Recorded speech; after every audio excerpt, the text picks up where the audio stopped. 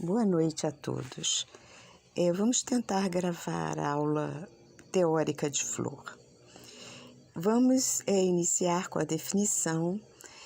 A flor é um órgão vegetal responsável pela reprodução. Mas quando a gente olha com um pouco mais de detalhe, nós observamos que ela é originada de um ramo caulinar com crescimento determinado, onde eles vão se modificando e realizando várias funções. Devemos também notar que o meristema caule, que dá origem aos ramos vegetativos e folhas, é a mesma que dá origem à flor. As plantas, elas precisam de X horas de luz para florescer. Algumas precisam de mais horas de luz, outras menos. Este acúmulo de horas de luz acarreta a produção de hormônios que modificam o desenvolvimento final desse ramo. Se pensamos que os ramos normalmente apresentam gema e entre nós, onde há crescimento e diferenciação dos tecidos, no caso da flor, os nós vão se empilhando, pois não há crescimento dos entrenós. É como se a gente empilhasse vários pratos um em cima do outro.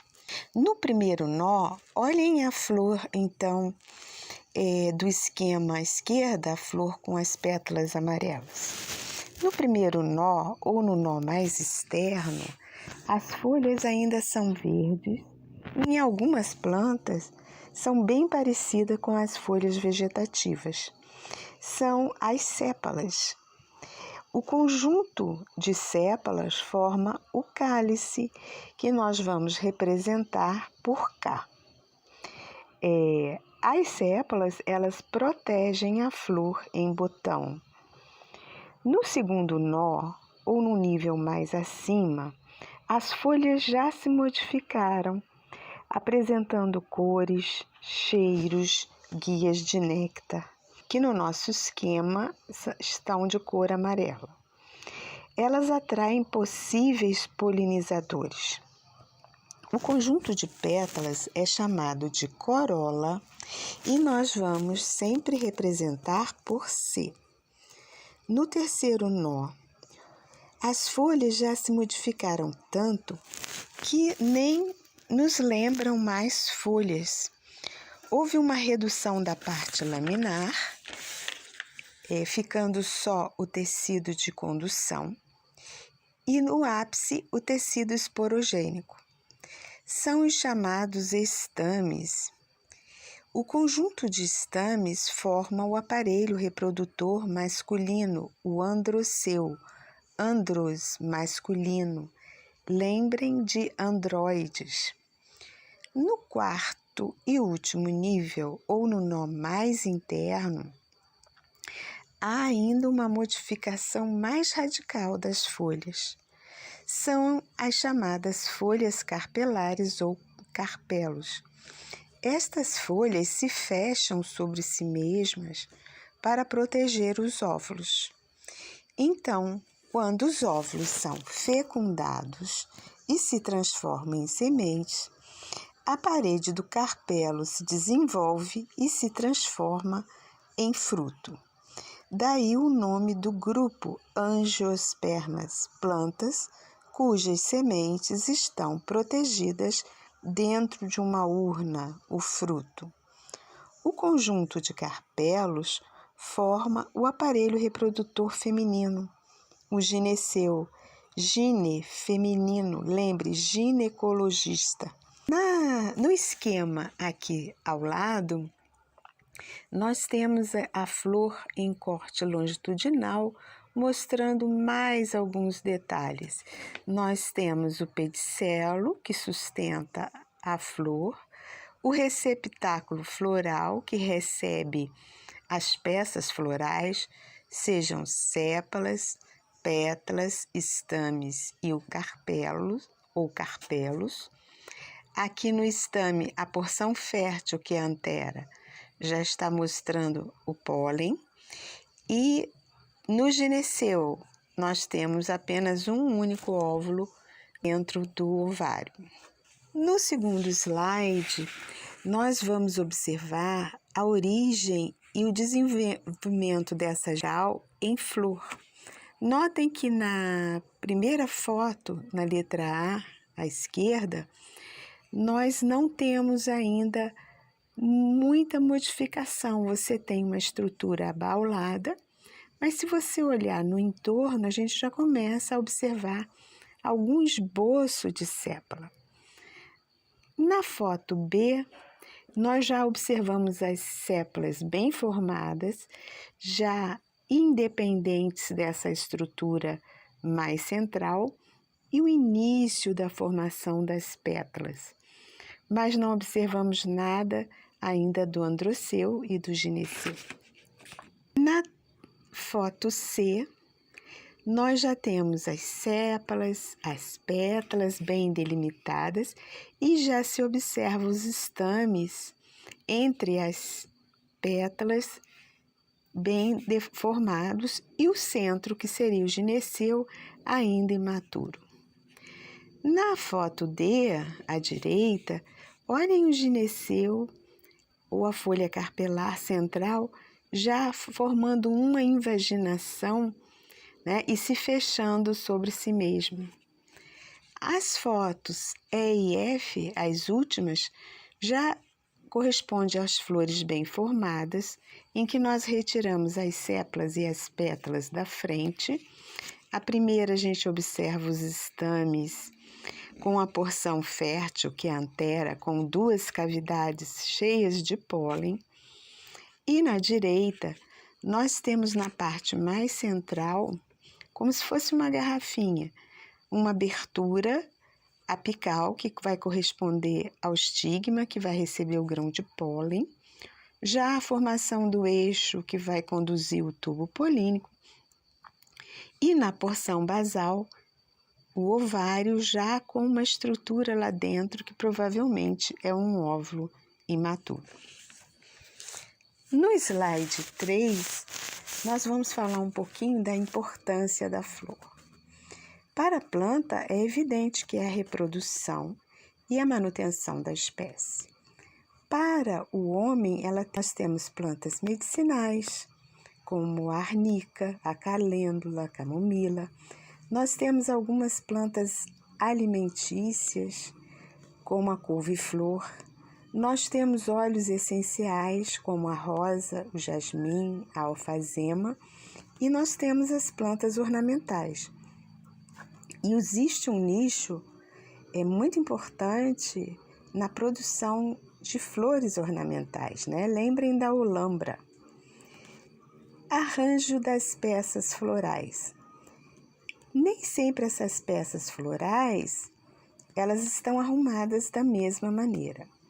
Geralmente, nas flores mais primitivas, nós temos muitas peças florais e o arranjo é espiralado, como a gente vê aqui no esquema à esquerda, né? Então, a flor parece um repolho, assim, bem espiralado e com muitas peças florais. A gente tem que pensar que as flores coevoluíram com os insetos. E geralmente as flores mais primitivas eram visitadas por besouros. E besouros têm boca mastigadora, eles são bem vorazes. Então, se a planta não fornecer alimento suficiente, ele não vai comer só sépala, ou só pétala, ou só estame. Ele vai comer os carpelos com os óvulos também. Então, se você oferece bastante alimento, provavelmente quando ele chegar perto dos óvulos, ele já está saciado. Na ponta oposta, nós temos uma flor de clúzia, mostrando que houve uma redução do número de peças. Nós observamos 5 pétalas bem avermelhadas, os estames e o carpelo no centro. Essa é uma flor em que as peças formam círculos concêntricos, né? No primeiro círculo são as sépales, no segundo as pétalas, no terceiro os estames, no quarto os carpelos. Essas flores nós dizemos que tem um arranjo verticilado, porque verticilo vem de círculo, então são círculos concêntricos de peças. A flor central, que fica entre aquele arranjo espiralado e esse arranjo em círculos, nós vemos que as sépalas e as pétalas estão reduzidas e formam verticilos. Já a porção interna do aparelho de reprodução, nós observamos muitos estames e muitos carpelos numa disposição espiralada. Então, é uma flor que está intermediária. No slide 4, nós vamos começar a classificar as flores, nesse caso aqui, quanto ao sexo. Como as plantas têm uma diversidade muito grande, o homem tende a classificar, a tentar ordenar, a tentar entender toda essa diversidade. E com isso vêm as classificações. No lado esquerdo, nós temos o sexo das flores, no lado direito, das plantas. Quando a gente comparar o sexo das flores e das plantas com o dos animais, nós vamos ver que as plantas elas têm muito mais possibilidades de reprodução do que um animal. Então, vamos olhar primeiro as flores. Se eu tenho uma flor que tem tanto o aparelho reprodutor masculino como o feminino, quer dizer, elas apresentam os dois sexos, eu chamo essa flor de andrógena ou hermafrodita. Mais andrógena, andro masculino, gino feminino. Quando eu olho a planta e todas as flores são hermafroditas, é evidente que a planta vai ser hermafrodita, porque ela só apresenta flores hermafroditas. Mas nós podemos ter flores unissexuais masculinas e unissexuais femininas. Então, nesse caso, a gente diz que a flor é unissexuada, mas elas podem estar de formas diferentes nas plantas. Disse que uma planta é monóica, mono oicocasa, quando ela apresenta flores femininas, geralmente num ponto, e flores masculinas no outro, mas no mesmo indivíduo. Aqui a foto de baixo é de um pé de milho, mostrando na parte apical o pendão só com flores masculinas e na axila das folhas as espigas, que apresentam só flores femininas. Então, a flor é unissexuada, mas a planta não, porque ela apresenta tanto o aparelho masculino quanto o aparelho reprodutor feminino. Outras, vocês vão encontrar indivíduos só com flores femininas e outros indivíduos só com flores masculinas. Então, nesse caso, a gente chama a planta de dioica, di2, oico, casa. Uma casa para o aparelho reprodutor feminino e uma outra para o aparelho reprodutor masculino. Neste caso aqui, é o que mais se assemelha ao animal, né, que tem macho e fêmea. Inclusive, é interessante a gente notar que a redução de um dos sexos é que vai tornar a planta unissexuada masculina ou feminina. Então, se ela tende a ser feminina, a parte masculina começa a reduzir, mas muitas vezes a gente pega a flor, ela ainda tem um androcil, só que ele não é mais funcional. Da mesma maneira, em algumas flores masculinas que produzem pólen, nós ainda encontramos um aparelho reprodutor feminino pequeno, desativando, mas algumas vezes ainda tem óvulos, então pode ser fecundado. E nesse caso dá um fruto muito ruim, né? Endurecido, deformado, que é o caso quando a gente fala do mamão macho. Ainda nós podemos ter plantas que têm tanto flores hermafroditas, como flores unissexuais femininas, como flores unissexuais masculinas, né? Tem tudo que tem direito. Então, nós dizemos que essas plantas são polígamas, poli, muitos, gamia, casamento, união. Várias possibilidades de união. A urtiga, ela é uma dessas plantas. Geralmente a gente vai para o campo e quando está pesquisando essa parte, a gente coloca um saquinho com uma fita azul se a flor for masculina, com a fita rosa se a flor for feminina e com as duas fitas azul e rosa se a flor é hermafrodita. E nesse caso, na urtiga, nós encontramos os 3 padrões florais. E ainda a flor pode ser, no caso de uma inflorescência, ela pode ser assexuada, o que é muito estranho. No caso do capítulo da margarida, aquilo que parece pétalas, que a gente geralmente tira, brincando, bem me quer, mal me quer, são pequenas flores assexuadas ou, no máximo, femininas, mas não funcionais. E o miolo, né, dessa falsa flor é que tem as flores hermafroditas ou unissexuadas funcionais. Então, para ela ser assexuada, ela tem que estar num sistema em conjunto com outras flores funcionais, né? No slide 5, nós vamos classificar as flores quanto ao número de peças florais. Na verdade, nós já vimos isso quando falamos de Angios gimnosperma e Eudicotiledônia e nas aulas práticas demonstrativas. Então, aqui nós temos 2 flores, a do lírio à esquerda e da esporinha à direita. Notem que na flor do lírio, nós temos 3 peças mais externas, coloridas, 3 peças mais internas, também coloridas. 6 estames, que não está muito visível aqui, e 3 carpelos. Então, a gente diz que essa flor é 3 ou múltiplo de 3. Nós dizemos que essa é uma flor trímera, que é uma flor típica das monocotiledôneas.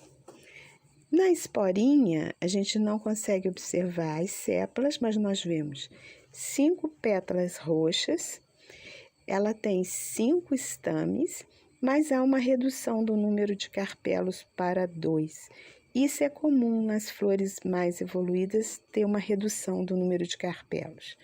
Mas mesmo assim, na maior parte, você tem 5 ou múltiplo de 5.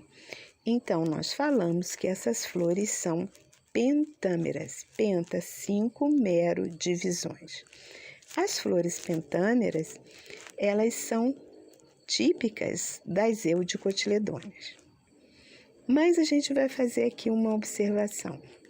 A evolução, ela tanto pode ser um acréscimo como uma regressão.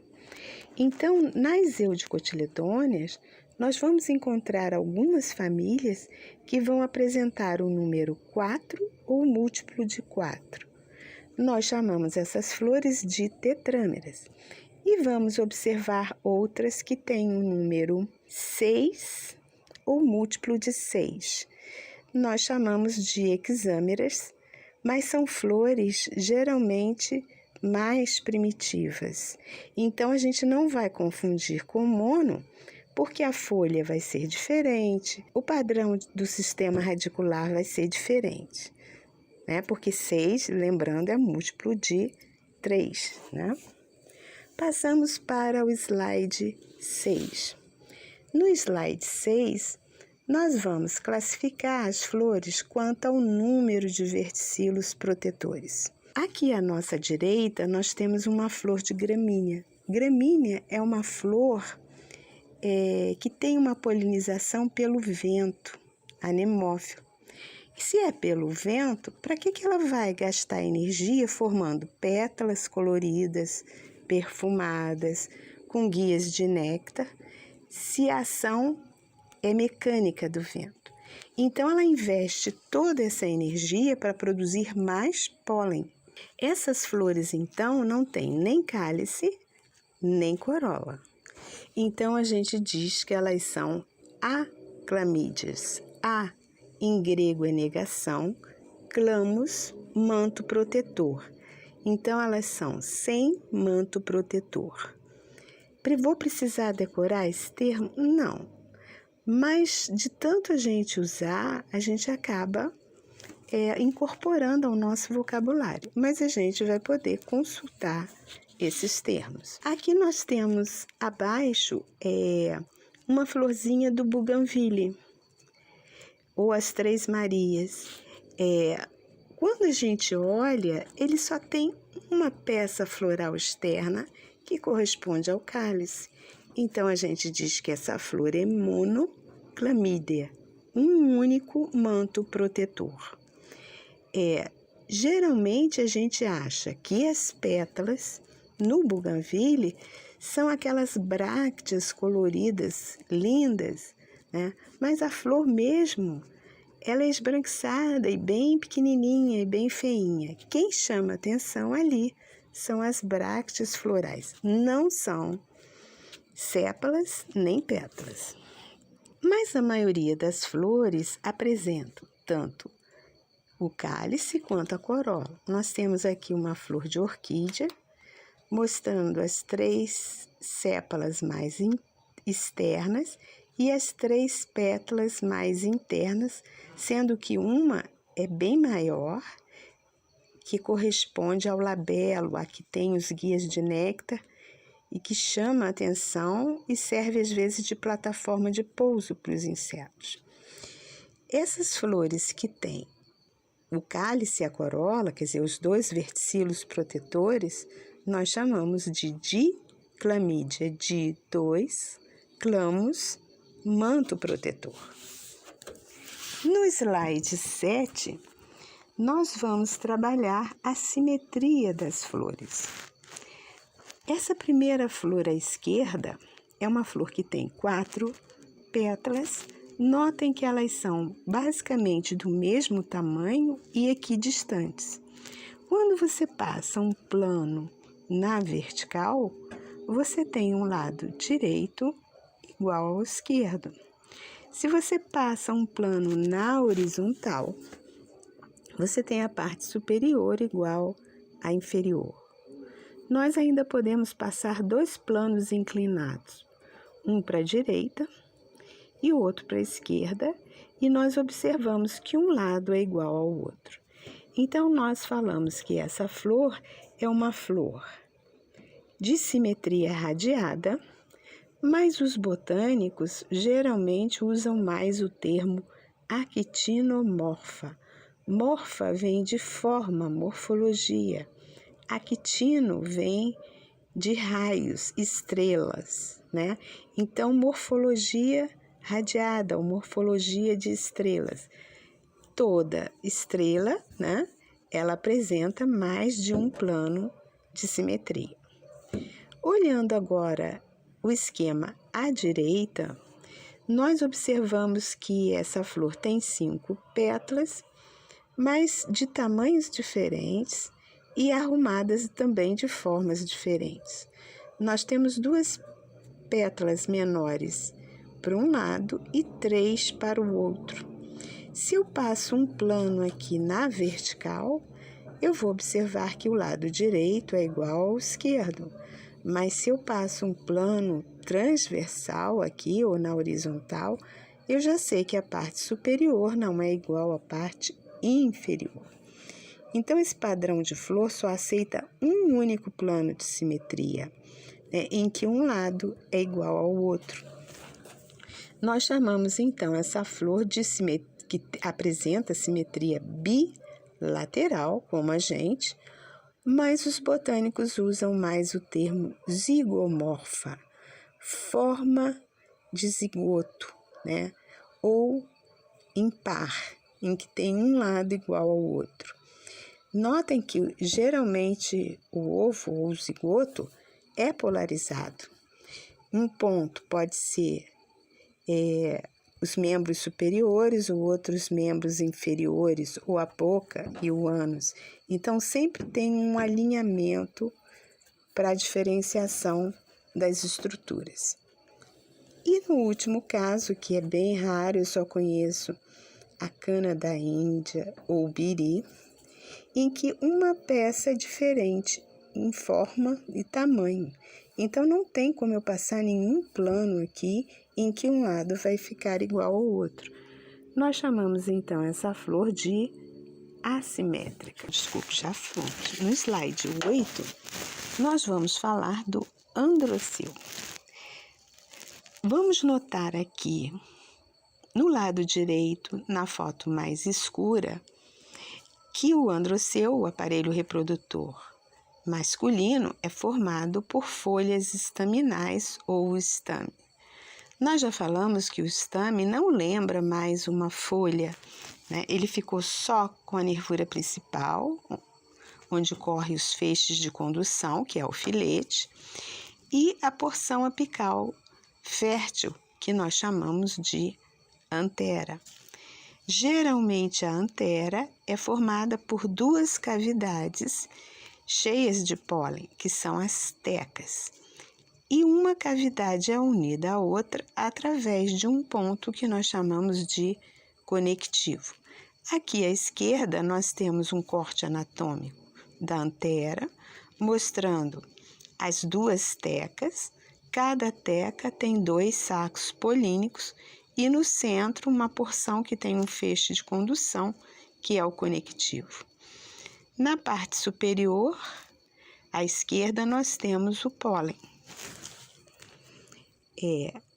As anteras, elas podem também, se elas se fecham para proteger o pólen, elas têm que abrir para liberar o pólen para haver polinização.